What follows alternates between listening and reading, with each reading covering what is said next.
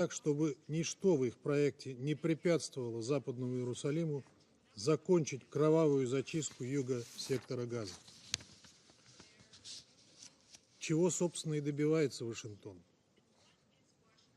Мы уже говорили, что больше не пропустим бессмысленных резолюций, не содержащих требований прекращения огня и ведущих нас в никуда.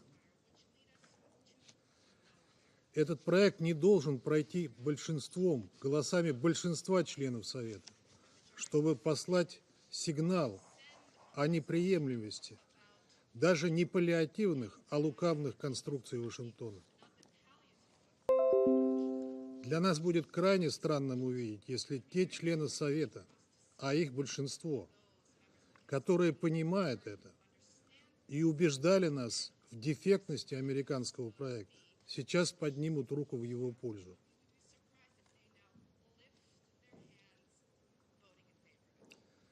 Дамы и господа, если вы это сделаете, вы покроете себя позором.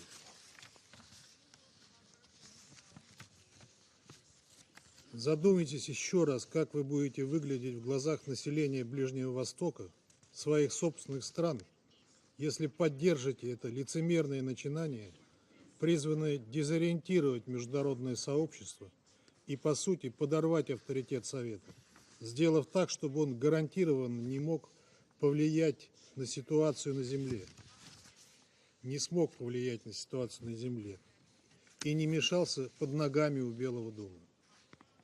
Готовы ли вы подыграть ему в этом неприглядном спектакле? Россия этого делать не будет. Как постоянный член Совета Безопасности и один из основателей ООН, мы осознаем глобальную историческую ответственность за поддержание международного мира и безопасности и не можем допустить, чтобы Совет стал инструментом деструктивной политики Вашингтона на Ближнем Востоке.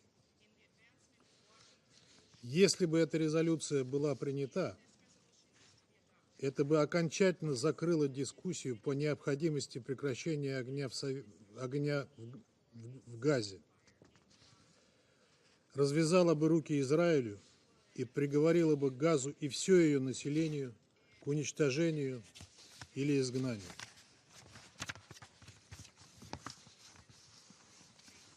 Мы в своей работе руководствуемся не тем, что угодно Вашингтону и его сателлитам, которые поднимают руку по его указке, а тем, что необходимо палестинцам и что содействует достижению мира. Призываем членов Совета Безопасности не допустить этого и проголосовать против американского проекта. Господин председатель, с тем, чтобы Совет Безопасности ООН все-таки смог реализовать свой мандат по поддержанию международного мира и безопасности, ряд непостоянных членов Совета подготовил альтернативный проект резолюции, в котором черным по белому прописаны требования как по прекращению огня, так и по безусловному освобождению заложников. Это сбалансированный и деполитизированный документ. Не видим причин, по которым члены Совбеза могут отказать ему в поддержке. Разве только если прекращение огня и освобождение заложников в их планы не входит. Это попытка дать Совету выполнить возложенные на него благородные функции. Призываем ее не упускать. Благодарю вас. I thank the representative of Russian Federation for their statement. I shall put the draft resolution to the vote now. Will those in favor of the draft resolution contained in document S/2024/239 please raise their hand.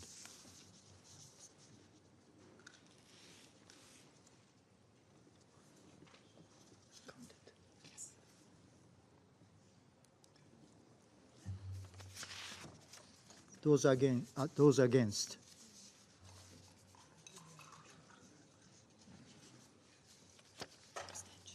Abstention.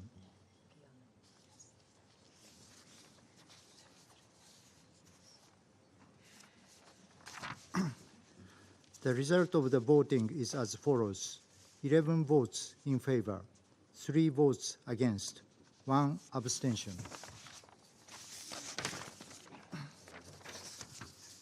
The draft resolution has not been adopted owing to the negative vote of a permanent member of the Council.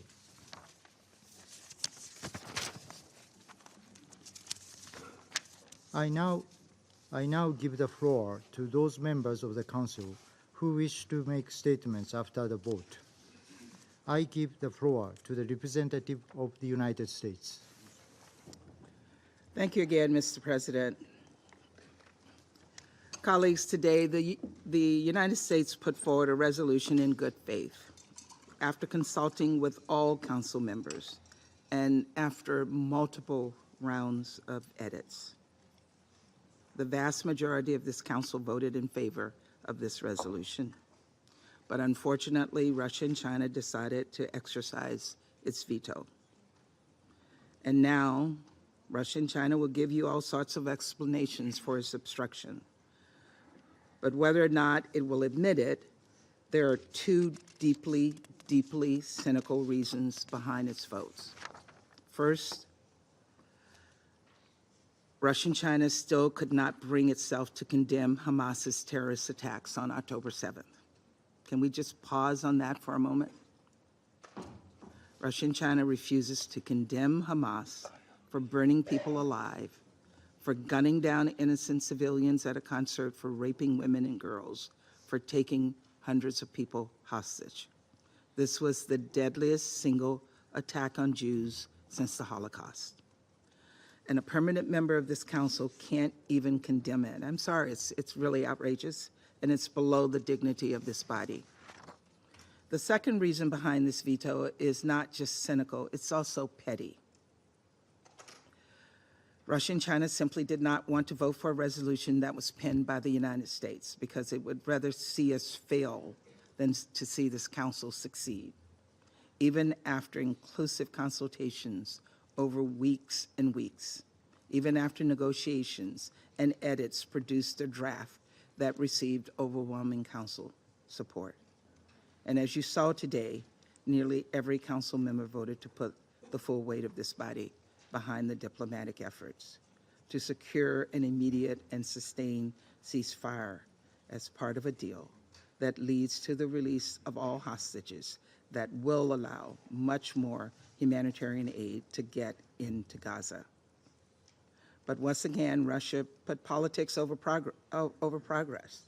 Russia, who has carried out an unprovoked war on its neighbor, has the audacity and the hypocrisy to throw stones when it lives in a glass house itself. So let's be honest, for all the fiery rhetoric, we all know that Russia and China are not doing anything diplomatically to advance a lasting peace or to meaningfully contribute to the humanitarian response effort. Colleagues, there is obviously another resolution that some of you would like to be considered, but in its current form, that text fails to support sensitive diplomacy in the region. Worse, it could actually give Hamas an excuse to walk away from the deal on the table. All of us want to see this Council speak out, but we should not move forward with any resolution that jeopardizes the ongoing negotiations. And these are not just negotiations that are being carried out by the United States. Others in the region, Qatar and Egypt, are engaged on these negotiations. So if that alternative resolution comes up for a vote and does not support the diplomacy happening on the ground, we may once again find this Council deadlocked. I truly hope that that does not come about. And so for our part, the United States will keep at it. We'll continue to work toward a deal alongside Qatar and Egypt. And we will work with any Council member that is seriously interested in adopting a resolution that will help make that deal possible. Thank you, Mr. President. I thank the representative of the United States for their statement. I give the floor to the representative of the United Kingdom. Thank you, President. The United Kingdom voted yes on the text before us this morning.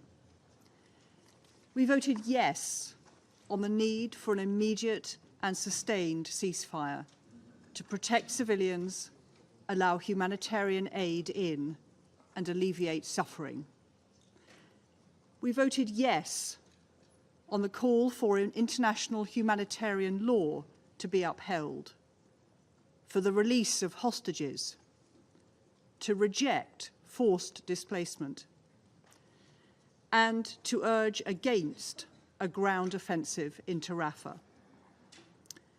President, Palestinians are facing a devastating and growing humanitarian crisis, which will not improve until more aid can get in to Gaza. So we are deeply disappointed that Russia and China were unable to support this Council to clearly and unequivocally state the need for an immediate and sustained ceasefire to that end. Through this resolution, the Security Council would have, rightly and for the first time, unequivocally condemned Hamas terrorist attacks. We're disappointed that the Council was not able to send this important message due to the vetoes cast by Russia and China. We welcome the patient and constructive consultation by the United States on this text. For our part, we will continue to do everything we can to get aid into Gaza as quickly as possible by land, sea, and air. But an immediate stop in the fighting is the only way to get aid into Gaza that is so desperately needed and make progress towards a permanent, sustainable ceasefire. I thank you. I thank the representative of the United Kingdom for their statement. I give the floor to the representative of Algeria. Thank you, Mr. President. I address to you today not only as representative of Algeria, but also as a representative of the whole Arab world.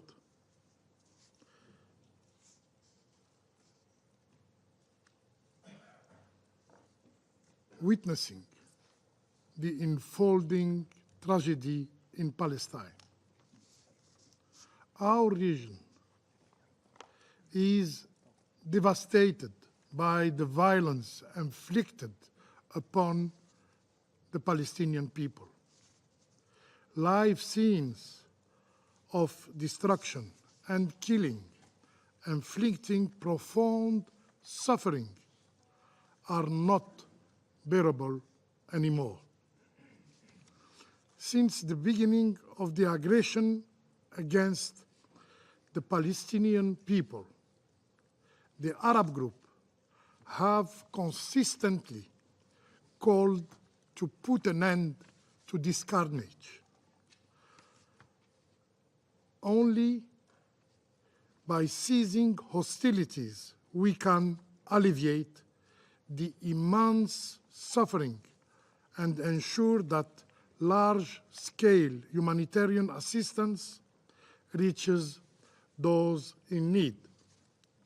For this purpose, we presented last month a draft resolution who garnered significant support within the Security Council, but it was ultimately vetoed. We firmly believe that its adoption could have saved thousands of lives of innocent people. It is beyond any doubt that Resolution 2712 and 2720 have fallen short due to the absence of a clear demand for a ceasefire. Those who believe that the Israeli occupying power will choose to uphold its international legal obligation are mistaken. They must abandon this fiction. Mr. President, since the circulation of this draft resolution over a month ago, Algeria has participated actively and in good faith in the negotiation process, proposing reasonable edit to achieve a more balanced and acceptable text. We acknowledge the effort made by the US delegation, especially Ambassador Greenfield, in accommodating some of our proposals. However, our core concerns remained unaddressed, despite the many circulated revised versions. Throughout this process, we emphasized relentlessly the urgency of an immediate ceasefire to prevent further loss of life. We echoed the demand of millions of people and humanitarian actors for an immediate cessation of hostilities. Regrettably, the draft resolution falls short of our expectations. It fails to adequately address these main issues and the immense suffering enduring by the Palestinian people. Over 5 months, the conflict in Gaza has resulted in the tragic loss of life of more than 32,000 Palestinian lives. 32,000 Palestinian lives. More than 74,000 injuries, with 12,000 suffering permanent disabilities. These are not mere statistics. They represent lives. They represent dreams. They represent hopes who have been destroyed. Alarmingly, the text avoids mentioning the responsibility of the Israeli occupying power. These individuals were not lost due to act of self-harm. They were killed.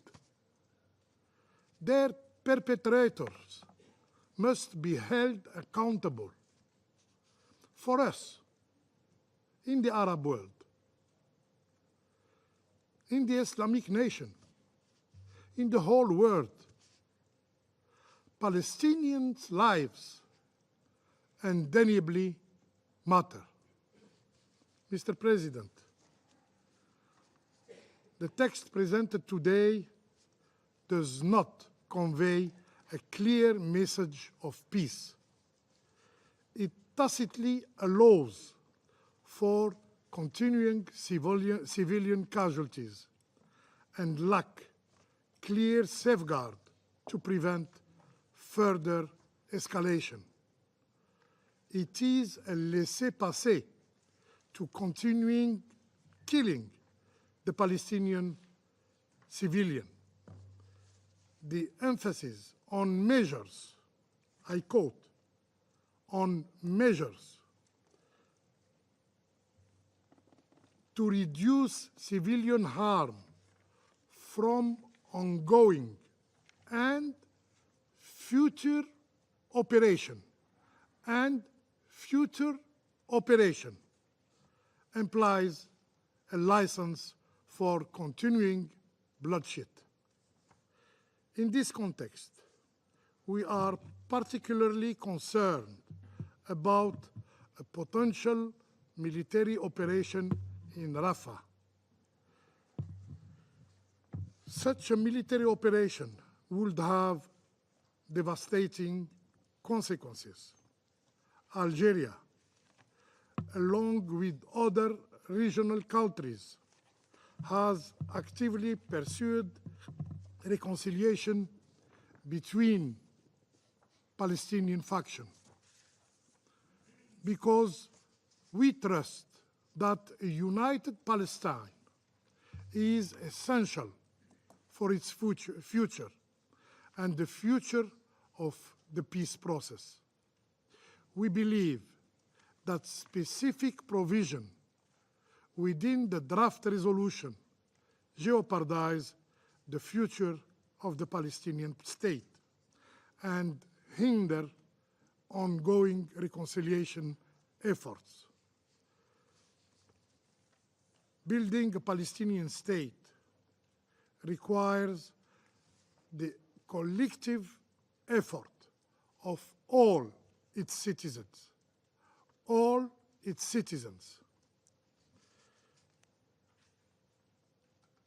And the Security Council actions should support, not impede, this process. Mr. President, UNRWA plays a vital role in assisting Palestinian refugees not only in Palestine, but also in Jordan, in Lebanon, in Syria. It is a tool of regional stability.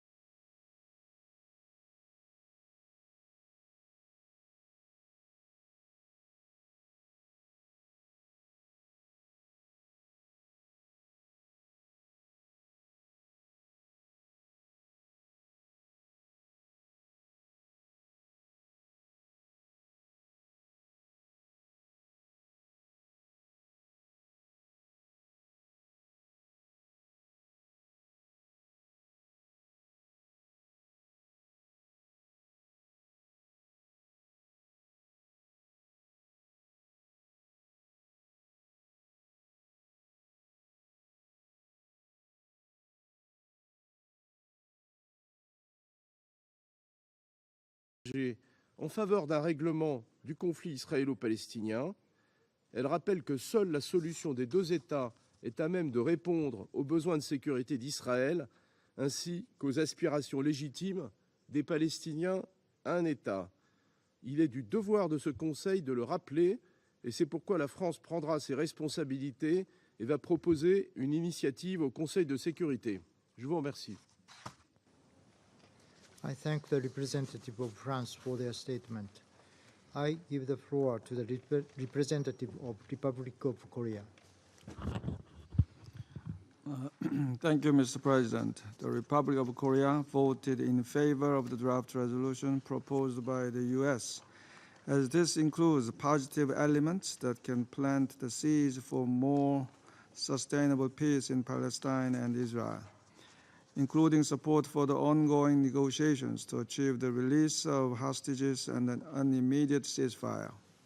The Republic of Korea reaffirms its firm position, calling for an immediate humanitarian ceasefire, objecting to any ground operation in Rafah, and stressing the importance of the protection of civilians. Thus, we note with appreciation that the draft resolution made it clear that an immediate and sustained ceasefire is imperative to protect civilians and alleviate humanitarian suffering, and we complement the efforts by the U.S. government to incorporate comments from the Council members. This draft resolution proposed by the U.S. contains other important elements, including support for diplomatic efforts to ensure ceasefire and the release of all remaining hostages, clear condemnation of all acts of terrorism, including the deplorable Hamas-led attacks of the 7th of October, and concern over the ground offensive into Rafah.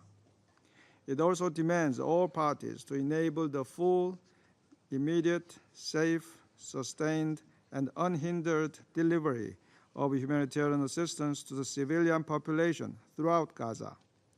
In addition, it includes rejections of forced displacement, the establishment of so-called buffer zones, and new settlements in Gaza, as well as a commitment to the two-state solution. Thus, it is regrettable that another opportunity for this Council to forge a favorable response has failed to draw consensus. The Republic of Korea will continue to constructively engage with other members of this Council to reach a meaningful outcome in responding to the grave situation in Gaza. I thank you. I thank the representative of Republic of Korea for their statement. I give the floor to the representative of China. 主席先生，中方对刚刚付诸表决的决议草案投了反对票。我愿就中方的投票立场和有关考虑说明如下：加沙冲突爆发已经160多天，面对32000多名无辜平民丧生，上百万人处于饥荒的人间惨剧，安理会最迫切需要采取的行动是推动立即实现无条件、持久的停火。这是国际社会的普遍呼声，是紧急特别人大几个月前就做出的决定，也是联合国秘书长援引宪章第99条向安理会提出的郑重呼吁。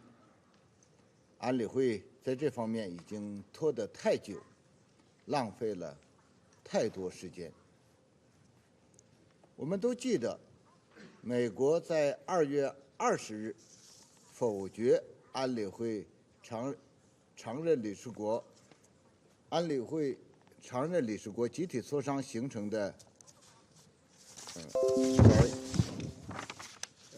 安理会成员关于立即停火的压倒性共识后，提出了自己的决议草案。过去1个月里，草案几经修改，包含了一些回应国际社会有关切的要素，但在最核心的停火问题上，始终回避躲闪，最后的案文仍然含混其辞，没有要求立即停火，甚至没有给出短期内实现停火的答案。这显然偏离了安理会成员已有共识，同国际社会的期待存在巨大落差。立即停火是拯救生命、扩大人道准入、防止更大冲突的基本前提。美方草案反而为停火设置前提，这无异于为继续杀戮开了绿灯，是不可接受的。草案在其他许多方面也很不平衡，特别是针对以色列近期多次宣称计划军事进攻拉法，草案没有明确无误地表明反对态度，这将释放一个十分错误的信号，带来严重后果。安理会的任何行动都应该经得起历史的检验，经得起良知道义的拷问。基于对维护公理正义、维护联合国宪章宗旨原则和安理会尊严的负责任态度，同时也基于阿拉伯国家对这份草案的关切和强烈不满，中国同阿尔及利亚、俄罗斯一道投了反对票。主席先生，目前摆在安理会成员面前的还有一份非常任理事国集体磋商形成的决议草案。这项草案在实现停火问题上态度鲜明，符合安理会行动的正确方向，具有现实意义。中方对此表示支持。我们希望安理会成员就此达成一致，尽快发出立即停火止战的明确信号。同其他成员一样，中方从一开始就呼吁立即释放全部人质，这也是安理会第2712号、2720号决议一再重申的要求。我们欢迎埃及、卡塔尔等国家为此开展的斡旋努力，希望所有被扣押人员早日获释。中方拒绝美国、英国对中方投票立场的无理指责。如果美国对实现停火是认真的，就不应多次否决多项安理会决议，就不该绕了很大一个圈子，玩弄文字游戏，却在关键问题上含混不清。如果美国对实现停火是认真的，那么请对另一项明确要求停火的决议草案投赞成票，让停火得以立即实现，让巴勒斯坦人民停止遭受苦难，让人质早日回家。对美方来说，现在重要的不是语言，而是行动。无论如何，中方将继续同安理会成员和国际社会一道，为停火止战、缓解灾难、落实两国方案、实现巴勒斯坦问题全面、公正、持久解决，发挥负责任、建设性作用。谢谢主席。I thank the representative of China for their statement. I give the floor to the representative of Malta. Thank you, President. Malta thanks the United States for their efforts and consistent engagement on this draft resolution. Malta voted in favor of the text, and we regret that the use of the veto has prevented its adoption. We believe that this draft would have represented another important step in the right direction and would have continued to build upon Resolutions 2712 and 2720. Malta remains firm in its position that an immediate and permanent ceasefire is the only avenue through which we can prevent a further deterioration and begin addressing the impact of the Israeli-Hamas war. We support and appreciate ongoing efforts by Egypt, Qatar, and the United States to negotiate a deal which allows for the release of hostages. We will continue to reiterate our call on Hamas to release all hostages safely and unconditionally. We welcome that the draft condemned the heinous Hamas terror attacks of 7th October, including the taking of hostages and sexual violence committed. We recognize that this text emphasized concerns on a ground offensive into Rafah and the catastrophic consequences this will cause for 1.5 million, the majority of whom are women and children. However, we underline that the Council cannot be perceived to authorize any ongoing or future Israeli military operations into Rafah in any way. We stress our firm rejection of any ground offensive into Rafah and believe the draft should have had stronger and more reassuring language on this matter. We also underline the fact that a forced displacement of the Palestinian civilian population from and within Gaza would amount to grave breaches of international law. Malta continues to be gravely alarmed at the ever-increasing humanitarian toll of this war, which also persists during this holy month of Ramadan. We firmly reiterate our call for Israel to ensure the immediate, safe, sustained and unhindered delivery of adequate and desperately needed aid to the people in Gaza. We must do our utmost to alleviate the suffering of the civilians in Gaza. We also repeat our call for the full implementation of Resolutions 2712 and 2720. Malta remains deeply concerned about the ongoing situation in the region. We reiterate that an immediate and permanent ceasefire remains a priority to de-escalate this gravely concerning spiral of violence and regional escalation. In closing, President, Malta reaffirms its steadfast commitment to achieving comprehensive peace in the Middle East. This demands a two-state solution where Israel and Palestine, as two democratic states, peacefully coexist side by side within secure and recognized borders in line with the relevant Security Council resolutions and internationally agreed parameters. Thank you. I thank the representative of Malta for their statement. I give the floor to the representative of Guyana.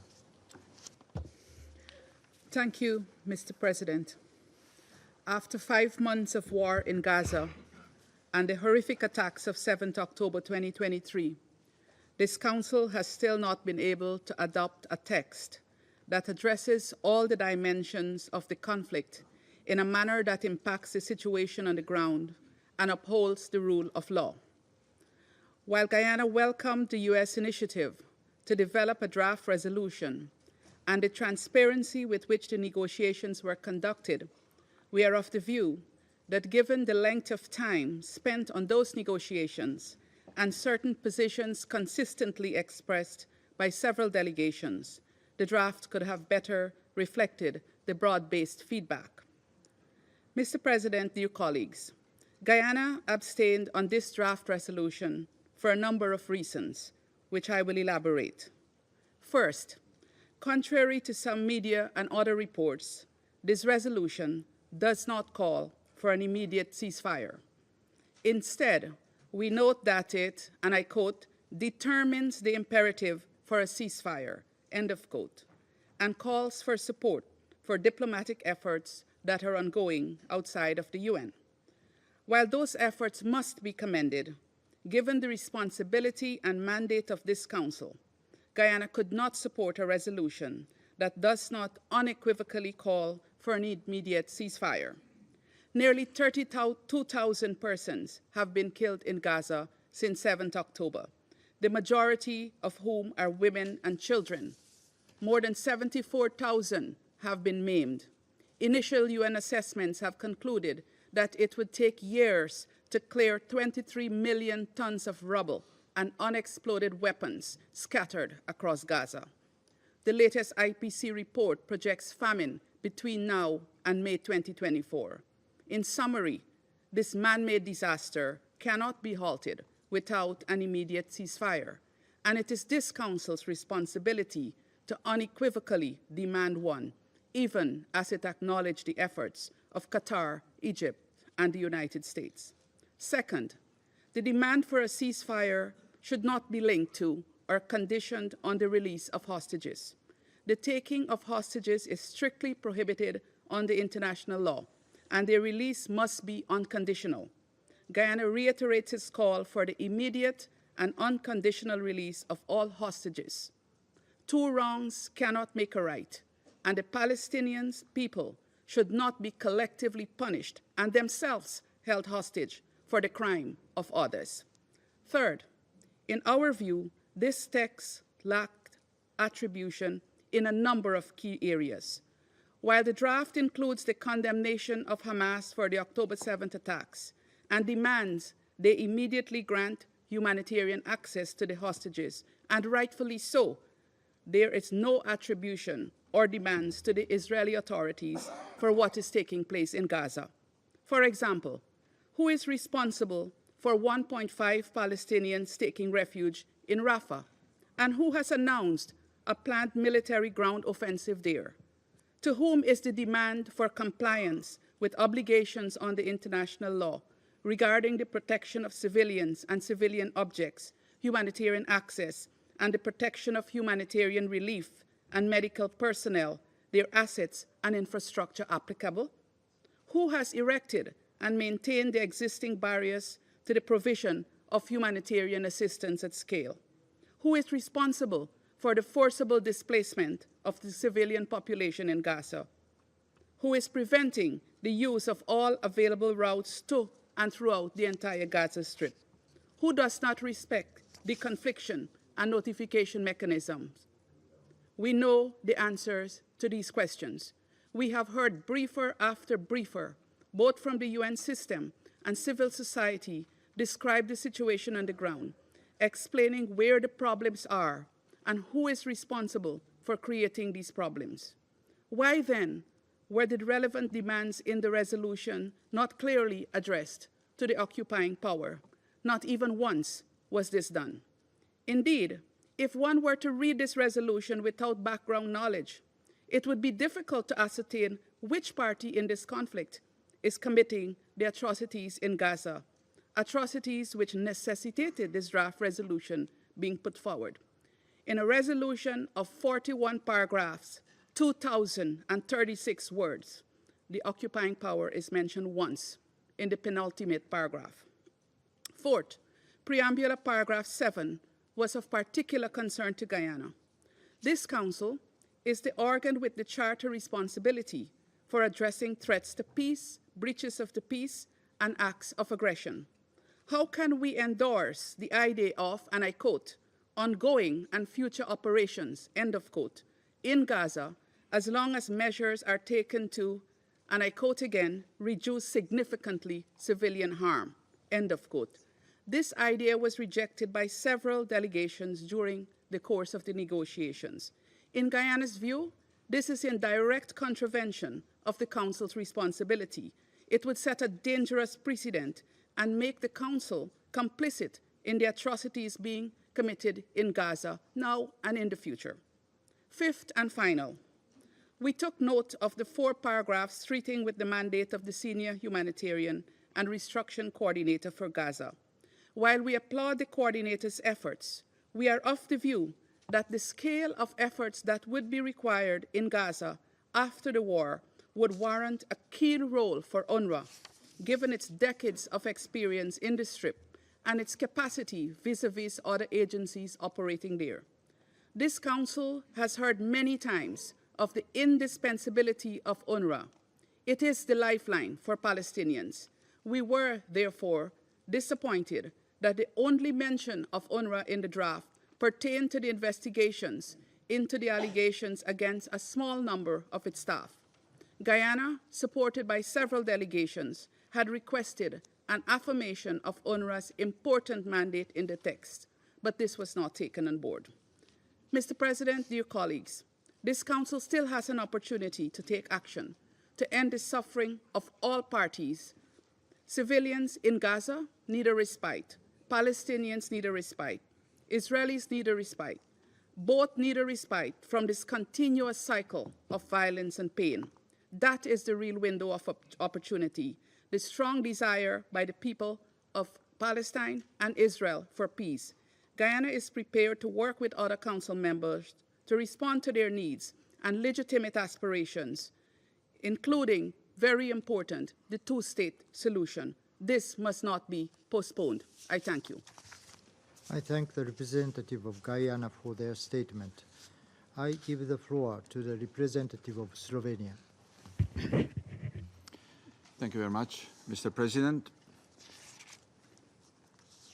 A month after our last vote, I will repeat my words.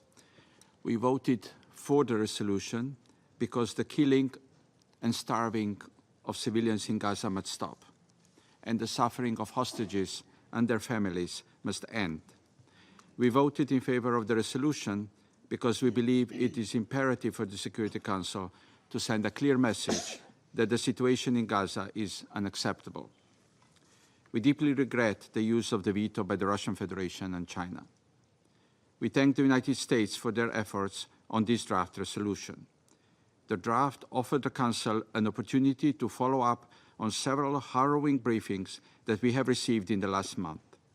The resolution didn't include all of the elements that we would have wanted to see in the text. However, it provided us an opportunity to express ourselves on a number of particularly concerning aspects of the crisis in Gaza, and they include the importance of achieving an immediate and sustained ceasefire, the need to release hostages, a clear stance against an offensive in Rafah and its serious implications for regional peace and security, the urgency of removing roadblocks to humanitarian assistance, including the need for increased provision and distribution of humanitarian aid, the need for respect of international law and protection of civilians and civilian objects, the need for protection of humanitarian relief and medical personnel, the rejection of an attempt at territorial or demographic change of Gaza, including forced displacement, and the commitment of the Council to the vision of the two-state solution. Many of these elements have been extensively elaborated during our numerous meetings and briefings on Gaza. As emphasized on those occasions, we believe in the complementarity of all efforts, bilateral, regional, and those of the Council. We therefore once again thank the leaders of Egypt, Qatar, and the United States for their efforts in securing a deal on the ground. Slovenia is of the view that a strong signal of support from the Council to the negotiations on the ground could provide an important impetus to the process and bring us closer to lasting peace. We continue condemning the terrorist attack of Hamas on 7 October and call for the immediate and unconditional release of hostages. Hamas did set this in motion, but it didn't have to end with over 32,000 killed Palestinians, the rest of them starving, and the massive violations of international humanitarian law. War, with all its tragic consequences, is a choice, not necessity. We underscore the need for accountability and adherence to international law. And we would like to once again express our deep concern over the statements of Israeli officials regarding resettlement of the people of Gaza and reject a possible ground invasion in Rafah.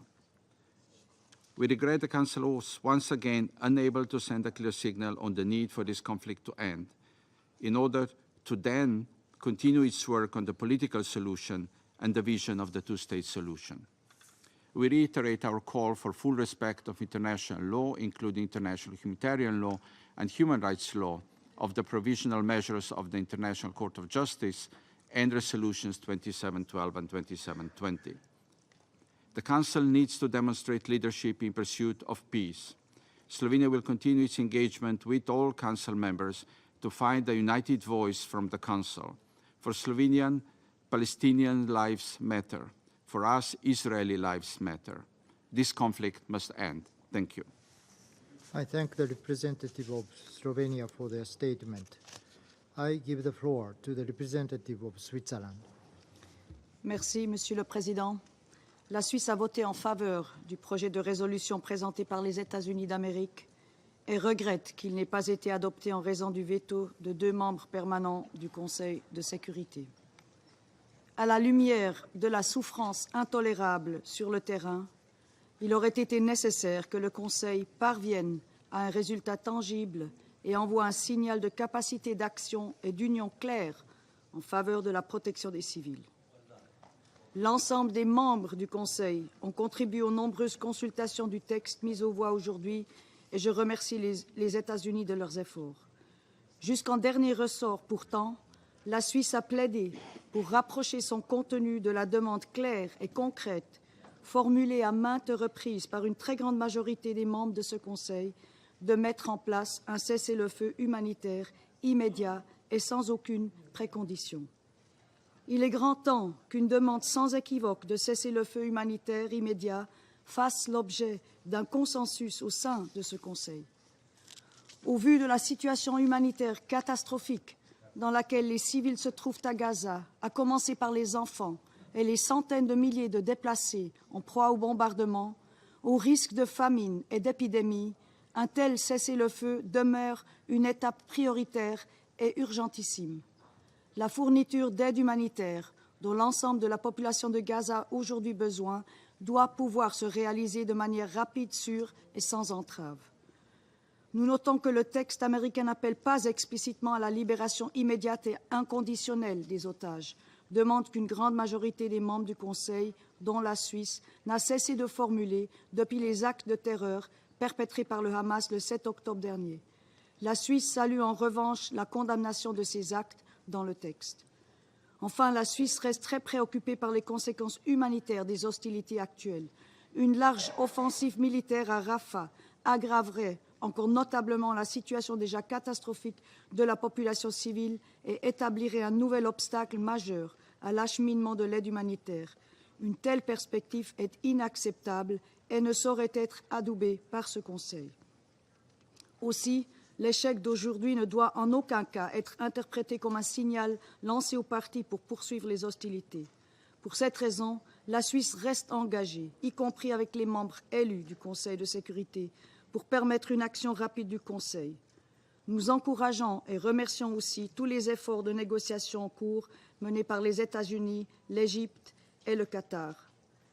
Il reste aussi de notre devoir de veiller à ce que les obligations en vertu du droit international, notamment du droit international humanitaire et des droits humains, soient respectées par toutes les parties, en toutes circonstances, même en l'absence de résolution émanant du Conseil, afin de protéger et venir en aide aux populations civiles.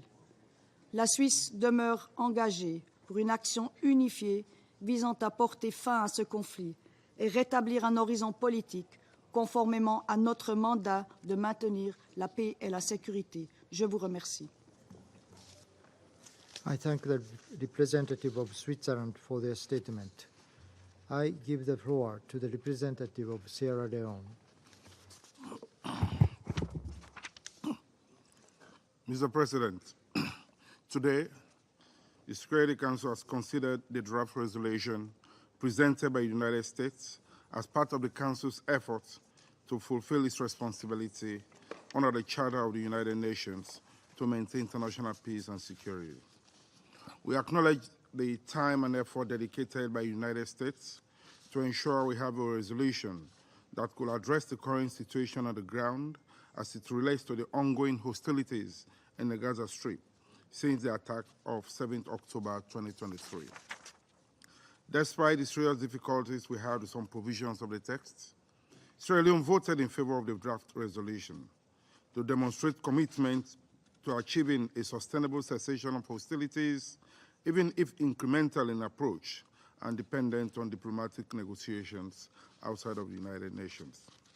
The text placed before the Council by the pen holder did not call for an unambiguous immediate ceasefire and an unconditional release of the hostages.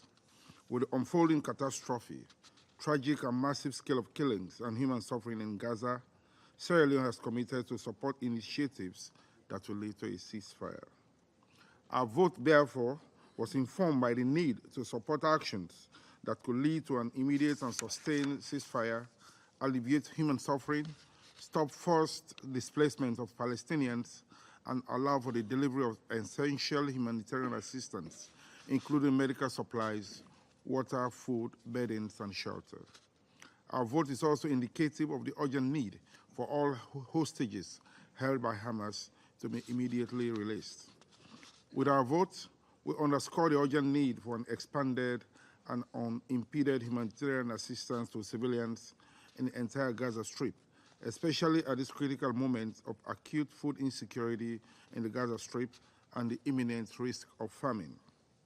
As a firm proponent for consistency in complying with international law, Sierra Leone welcomes the call for parties to the conflict to comply with their obligations under international law, including international humanitarian law, with regard to the conduct of hostilities and protection of civilians and civilian objects. While we regret that the current text was not adopted due to the incorporation of elements that could be misinterpreted and which lacks the Council's consensus, this setback notwithstanding, as a Council, we must continue our pursuit of peace. Our quest for a solution to the ongoing catastrophic humanitarian situation is to rescue the 17,000 unaccompanied children in the Gaza Strip, over 1.4 million internally displaced persons, the wounded, women and other vulnerable groups from untimely deaths and untold suffering.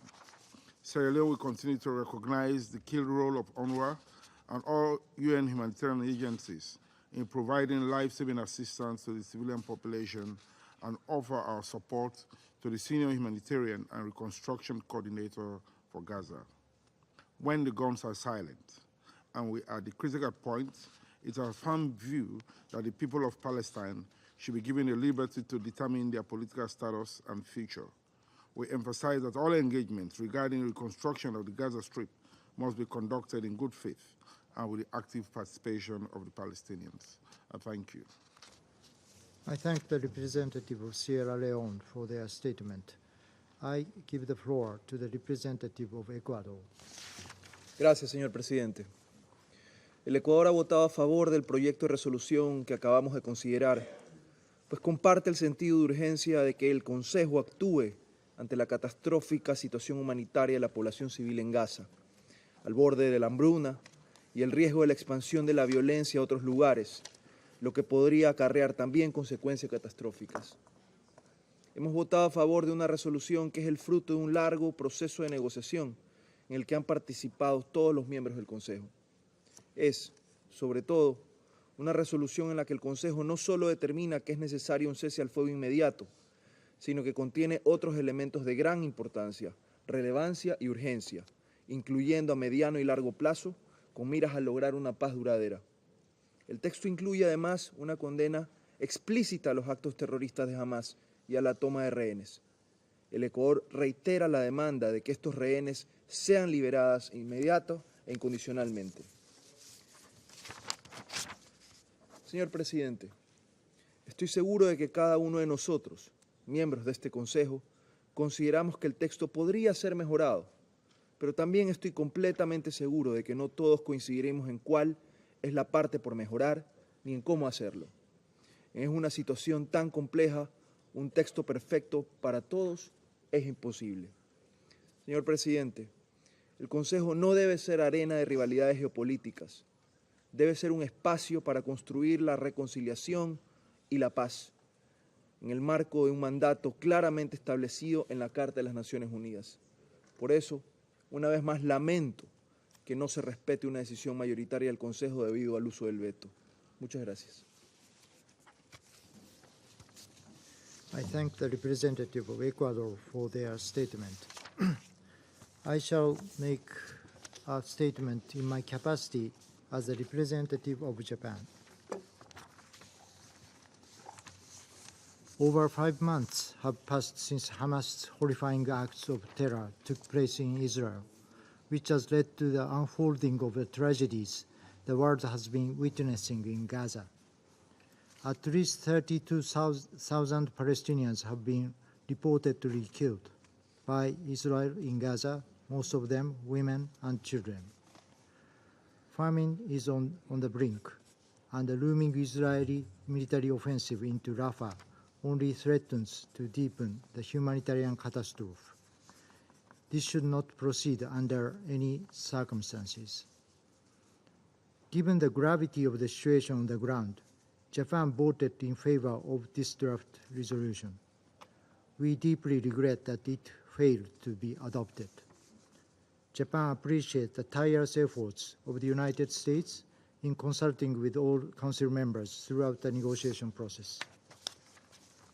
Had it been adopted, this resolution could have pushed forward ongoing vigorous diplomatic efforts, in particular the four-party talks, towards an immediate and sustained ceasefire and the release of hostages. We believe that this would be a pragmatic approach to improve the humanitarian situation on the ground. Although we were unable to adopt the resolution, the Council must put pressure on the parties to conclude a deal as soon as possible. Those in Gaza and beyond cannot wait another day. I thank you.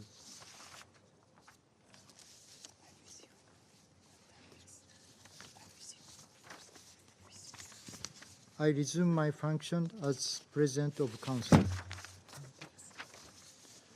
The permanent representative of Russian Federation has asked for the floor to make a further statement. I give them a floor. Господин председатель, мы сейчас слушали лицемерные речи некоторых членов Совета, проливавших крокодиловые слезы по поводу российского и китайского вето. Мы объяснили причины, почему мы не пропустили эту резолюцию. И это вовсе не потому, что ее выдвинула делегация Соединенных Штатов, как сегодня американский поспред нас пытался в этом заверить. Я вам сказал, тем, кто сегодня голосовал здесь, что вы покроете себя позором, проголосовав за американский текст, который был для вас, включая тех, кто его сейчас нахваливает, неприемлем. Хотите, я вам скажу, как было дело на самом деле? Об этом нетрудно догадаться, сценарий совсем не сложный. Ваши американские сюзерены, помимо того, что они выкручивали руки вашим руководителям по столицам, сказали вам не стоит волноваться, Россия все равно заветирует этот текст. Зато вы не пойдете против американского текста. Вот и все, вот и весь сценарий. Поэтому не надо нам здесь сейчас лицемерно убеждать о том, как вы расстроены, о том, что Россия и Китай заветировали эту резолюцию. Еще раз говорю, вы сегодня себя покрыли позором, проголосовав за текст, который вы сами не поддерживали. И не поддерживаете на самом деле.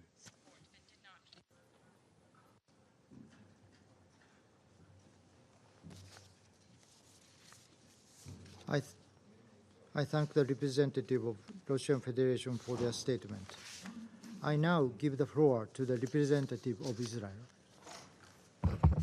Thank you, Mr. President. Mr. President, I would like to begin by expressing my gratitude to the United States of America. The United Nations was established in the wake of the Holocaust to prevent such atrocities from happening again. Ambassador Thomas Greenfield, thank you for defending these values.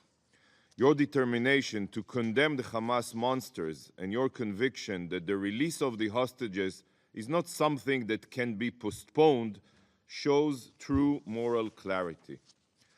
The American resolution, should it have passed, would have marked a moment of morality for the UN, a place where good is evil and justice is injustice. It would have been the very first time that this Council, or any UN body, condemned Hamas and their brutal massacre. Yet, sadly, for purely political reasons, this resolution did not pass, and terrorists can continue benefiting from this Council whitewashing their crimes. Colleagues, How can we explain to children around the world that the body mandated to uphold global peace and security refuses to condemn terrorists for the most horrific crimes? The Council's decision to not condemn Hamas is a stain that will never be forgotten.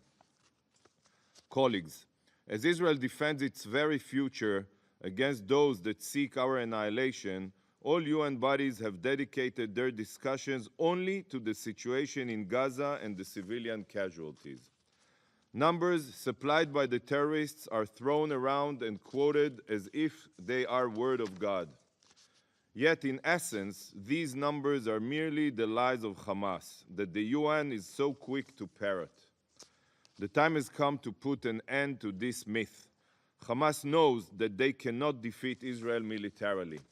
Their goal is to annihilate Israel, and their strategy is to terrorize our civilians while weaponizing the international community to tie our hands in order to ensure their survival. And how do they do it? They use Gazans as human shields in an effort to maximize civilian casualties, knowing that it will lead this council to pressure Israel into ending the military operation. Remember, please remember, for Israel, every civilian death is a tragedy. For Hamas, civilian deaths are a strategy. And sadly, you are playing into Hamas's strategy exactly as they predicted. Israel is a law-abiding democracy. We take every effort to minimize collateral damage. Israel has gone above and beyond to ensure the safety of civilians. We drop warning leaflets, make tens of thousands of phone calls, and provide Gazans with military maps detailing safe corridors. Israel has taken steps that no other military in any other conflict has ever taken, all in order to mitigate civilian casualties. Hamas, on the other hand, built for years hundreds of miles of terror tunnels in which terrorists hide and our hostages are held. Why do they do it? Hamas does exactly this in order to exploit Gazan civilians as human shields and to increase the death toll. For Hamas, more murdered civilians is key to their survival. It's their path towards a ceasefire that will keep them in power. So ask yourself if you're not helping them with their strategy. So Hamas, through the Gaza Ministry of Health that it controls, provides false statistics, which are then parroted around the globe, promoting the lies of terrorists. By merely only looking at the Hamas numbers, it is crystal clear that they cannot represent reality. A statistic professor from Wharton Business School recently released an analysis of the Gaza Ministry of Health numbers proving that not only are they distorted, but they are also inflated. They have no possible basis in reality. But even if we were to take Hamas's falsified numbers at face value, the non-combatant to combatant ratio in Gaza is roughly 1-to-1. This is the lowest ratio in the history of urban warfare.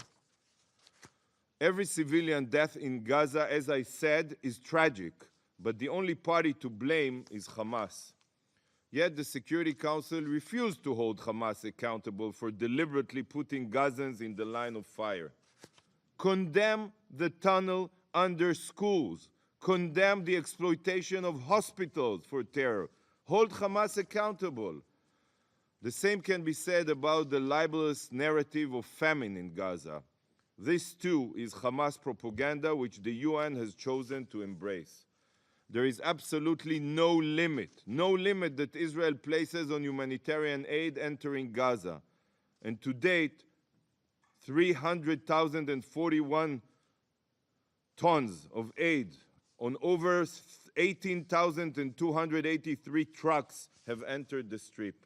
Any country that wishes to provide more aid is more than welcome, and we will facilitate its entry.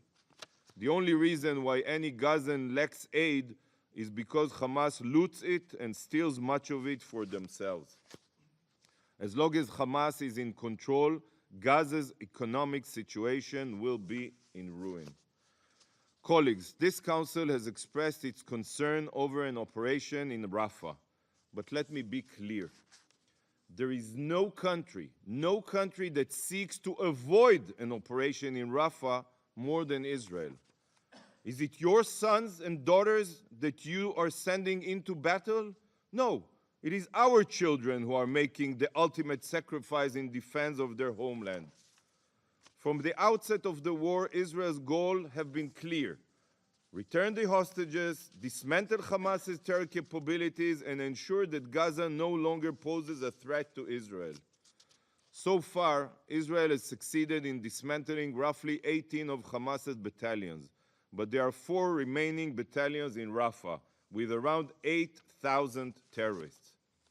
Israel is fighting for her future, and if we fail to achieve our goals, Hamas will repeat October 7th again and again, as they promised publicly. Not only Hamas, by the way. Terror will prevail in our region, and this will inspire jihadist organizations all across the globe. So the only way to achieve a real and permanent ceasefire is to eliminate Hamas's capabilities entirely. And this cannot happen unless all of their battalions are demolished. You cannot extinguish a fire by putting out most of it. The fire will grow again and spread. This is what will happen without an operation in Rafah. Israel sees no alternative. The road to a permanent ceasefire passes through Rafah. If this Council has any other ideas how to dismantle the terror group without entering Rafah, we would love to hear them. We are open. Colleagues, once Hamas capabilities are dismantled, Israel's goal to demilitarizing Gaza can materialize. But for a lasting solution between Israel and Gaza, there is another requirement: de-radicalization.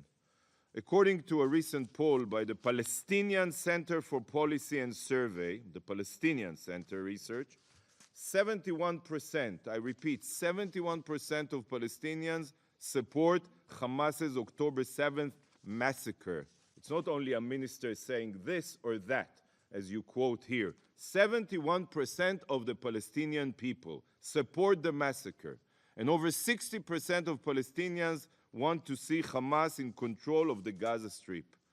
Can you comprehend this? The vast majority of Palestinians support Hamas's massacre and wish to keep these rapist murderers in power. This, colleagues, is the root of the problem. Whoever ignores this deep-seated hatred and makes demands of Israel, only Israel, by the way, is burying their head in the sand like an ostrich, just as the UN has done since Israel withdrew from Gaza in 2005. For 18 years, the UN has turned a blind eye to Hamas's bigotry, incitement, and radical indoctrination to terror that is rampant in schools across Gaza, by the way, including in UNRWA schools. We hear calls for 2 states, for peace, yet the UN refuses to address the underlying issue. The vast majority of Palestinians are not looking for peace. What is most important to them is Israel's annihilation at any cost. This is why de-radicalization is key. By making one-sided demands of Israel without making any demands of the Palestinians to end their culture of hate and incitement, a long-term solution will never be possible. Demand that the Palestinian Authority combat terror. Demand that they end incitement. Demand that they stop paying salaries to terrorists. Demand that they de-radicalize the people. The educational transformation that the German people underwent after the Third Reich was toppled is what the Palestinians need to receive so that they finally support coexistence. Coexistence with Jews. Coexistence with Israel. That's how we educate our kids. Mr. President, the war may be in Gaza, but this war extends much further than our battle against Hamas. The true puppet master directing Hamas, Hezbollah, the Houthis, all of them to attack us and their militias is, as you all well know, is Iran. Iran is the architect of instability, and its ambitions of world domination must be stopped. The Ayatollah regime is determined to wipe Israel off the map, and they are not ashamed to say it publicly. Tomorrow, dear colleagues, the Jewish people will celebrate the holiday of Purim. And this holiday is a very important message to the murderous Ayatollah regime and the rest of the world. 1,500 years ago, in Persia, which is modern-day Iran, the king signed a disastrous decree, a resolution calling to annihilate all the Jews in his empire. Following this catastrophic decision, the Jewish people banded together, and through conviction and faith, they succeeded in reversing this resolution, gaining the right of self-defense. As a result, the Jewish people defeated all those who set out to murder them, and the man behind this evil plot was executed. This is the story of Purim, our holiday, and the holiday's slogan is V'nahafochu, and the opposite happened. Those who plotted against the Jewish people had their own schemes turned against them. This is the essence of Jewish history. The very same faith and conviction that the Jews of Persia displayed has been carried with us to this day. This is why we have survived and thrived, despite all of the decrees and racist resolutions against us throughout history. Many have tried to destroy us, but all have failed, because we will never surrender and we will always fight for our existence. Members of this council called for a ceasefire in honor of the Muslim holiday of Ramadan. We respect Ramadan, but Hamas's massacre was carried out on the Jewish holiday of Simchat Torah, the holiday where we mark the completion of the reading of the Old Testament, the Torah. So today, in order of Purim, the request of the Jewish people is that this council takes real and active measures to release all of our hostages. And if we are successful, if the hostages return home and Hamas is dismantled, then just as it says in the Megillah, the text that we read on Purim, LaYehudim hayta ora v'simcha v'sason v'ikar. The Jewish people had light and joy, gladness, happiness, and honor for us and all humanity. Thank you, Mr. President. I thank the representative of Israel for their statement. There are no more names inscribed on the list of speakers. The meeting is adjourned.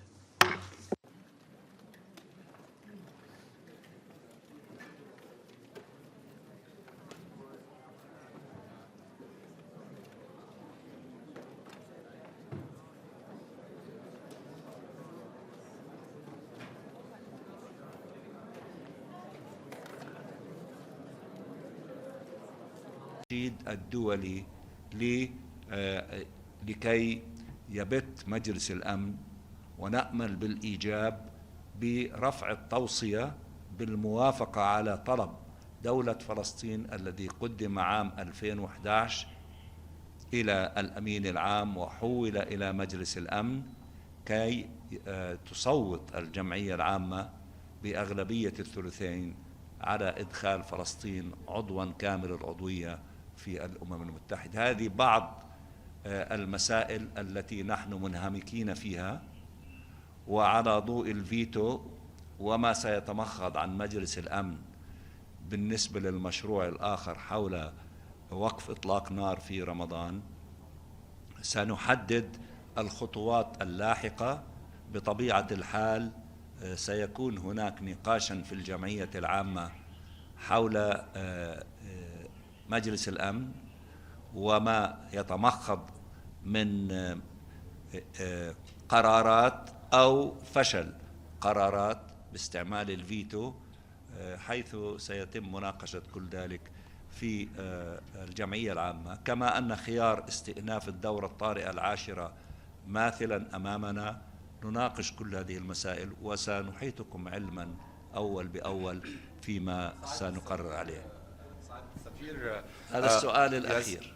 سعادة السفير أنت بعده. ياسر نور الدين، القاهرة الإخبارية. خالص التعازي لسيادتك وللشعب الفلسطيني على أرواح الشهداء اللي بتزهق كل يوم. برأيك يعني كيف ترى هذه البلطجة الإسرائيلية والقتل الوحشي اليومي على الأبرياء من الفلسطينيين، برغم أن المجتمع الدولي الآن يعني بيشجب هذا، وحتى أن الولايات المتحدة الأمريكية قدمت اليوم هذا المشروع؟ كذلك كيف ترى الجهود العربية الدبلوماسية الممثلة في مصر وقطر والإمارات والسعودية على سبيل المثال؟ يعني أنت سألت أسئلة كثيرة. نحن أولا نقدر الوقفة الأخوية الصلبة والموحدة للمجموعة العربية بكل أعضائها وكل أركانها، وكذلك يعني نقدر الخطوات والجهود التي تقوم بها دول شقيقة كمصر وقطر في موضوع المفاوضات بشأن التبادل. وكذلك يعني نحن على علم بالاجتماعات المكثفة بما فيها للجنة السداسية، سواء الاجتماعات التي وقعت في المملكة العربية السعودية أو التي وقعت مؤخرا في مصر في القاهرة. هذه الجهود التي ركزت على وقف العدوان على شعبنا أولا، والأهداف الثلاثة التي أعلنت منذ بداية العدوان، بالإضافة إلى وقف العدوان أي وقف إطلاق النار وتوفير الإمكانيات والمساعدات الإنسانية بالحجم المطلوب وفق احتياجات شعبنا، والتصدي للتهجير القسري الداخلي والخارجي للشعب الفلسطيني، والتصدي لعدم اجتياح إسرائيل لرفح. كل هذه المسائل بالإضافة لمسائل أخرى، وهذه الجهود المكثفة وجهود الأشقاء في الجزائر الذين نحييهم من هذا الموقع، لأنهم يمثلون في مجلس الأمن على أحسن وجه ويلعبون دورا واضحا وحازما وأمينا على الموقف العربي. عبروا عنهم في كلمتهم، عبروا عنه في تصويتهم، وعبروا عنه في المسيرة